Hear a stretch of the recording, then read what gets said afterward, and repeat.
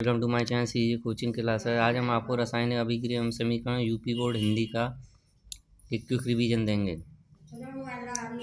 भौतिक परिवर्तन जैव परिवर्तन होते हैं जिसमें केवल वस्तु की भौतिक अवस्था में परिवर्तन होता है। संगठन में कुल द्रव्यमान में कोई परिवर्तन नहीं होता है। वस्तुओं में केवल भौतिक गुण जैसे रंग, आकृति या आकार बदल जाते हैं। रासायनिक परिवर्तन में हमारा ऐसे परिवर्तन जिनमें पदार्थों के गुणों के साथ साथ उनके संगठन में भार में परिवर्तन होता है। जैसे मैग्नीशियम का जलना, लोहे में लंग जलना, दूध का दही बनना, इस तरीके से। रासायनिक अभिक्रिया जब एक जैविक पदार्थ आपस में अभिकरण पदार्थ बनाए उसको रासायनिक अभिक्रिया कहते हैं। जैसे हमारा ये रासायनिक अभिक्रिया का उदाहरण है। अब आपको रासायनिक अभिक्रिया पहचानने के लिए सबसे पहले देखना पड़ेगा अवस्था में परिवर्तन। अगर उसकी अवस्था जैसे जल और कार्बन डाइऑक्साइड बनते हैं तो यहाँ मोम एक ठोस था और जल द्रव कार्बन डाइऑक्साइड थे। ताप में परिवर्तन, बुझा हुआ चूने में जब ऊष्मा उत्पन्न होती है तो ऊष्मा का मिश्रण गर्म हो जाता है। रंग में परिवर्तन, पोटेशियम परमानेंट के साथ क्रिया करता है साइट्रिक अम्ल, तो पोटेशियम परमानेंट का रंग बैंगनी रंग गायब हो जाता है। और गैस का निष्कासन यानी कि हाइड्रोजन गैस के बुलबुले उत्पन्न होते हैं। तो ये इस तरीके से आप तुरंत इनको याद कर लेना। अब हम आपको रासायनिक अभिक्रियाओं के प्रकार बताते हैं। तो रासायनिक अभिक्रियाओं में सबसे पहले हमारी संयोजन अभिक्रिया होती है। इसमें दो पदार्थों से एक पदार्थ बनता है। ये इनके उदाहरण हैं। किसी दो उदाहरणों को आप याद कर लेना। संयोजन के बाद आती है हमारी वियोजन। इसमें हमारे एक पदार्थ से दो या तीन पदार्थ बनते हैं। जैसे सबसे पहला होता है थर्मल, ऊष्मीय, इसमें हम हीट देते हैं।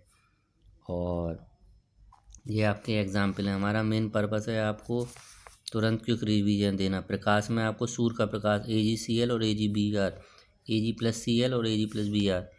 विद्युत अपघटन में आप करंट पास कराएंगे तो H2O में विद्युत अपघटन कराया तो H2+O2, तो H2 कैथोड पर होता है और O2 एनोड पर होता है। ऐसे ही KCl को विद्युत अपघटन में कराते हैं तो पोटेशियम कैथोड पर और क्लोरीन हमारी एनोड पर होती है। तो इसके बाद हम आपको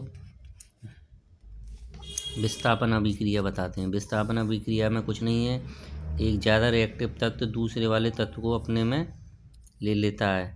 तो देखिए कॉपर सल्फेट नीला रंग था, आयरन था। इसमें जब कॉपर सल्फेट से आयरन सल्फेट हुआ तो वो हरे रंग का हो गया और कॉपर हमारा अकेला रह गया। इसमें आयरन ने सल्फेट को रिएक्ट करा है।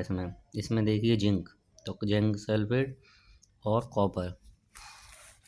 इसके बाद डबल डिस्प्लेसमेंट में क्या होता है कि सोडियम के साथ क्लोरीन और बेरियम के साथ सल्फेट आ जाएगा। इसमें पहले सल्फेट SO4 का चार्ज था और क्लोरीन माइनस का चार्ज था। इस तरीके से आप कर सकते हैं।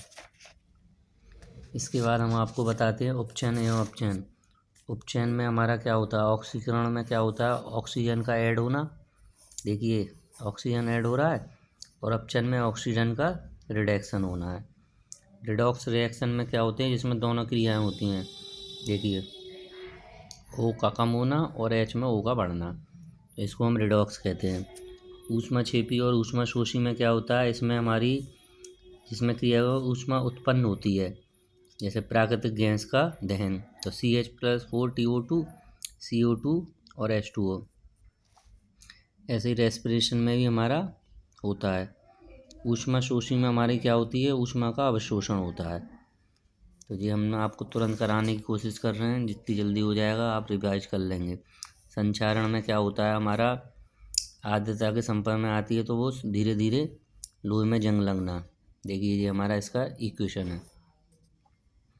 और विकृत गंधता में हमारे खाद्य पदार्थ उपचयित होते हैं और इनको हम रेंसिड भी कहते हैं।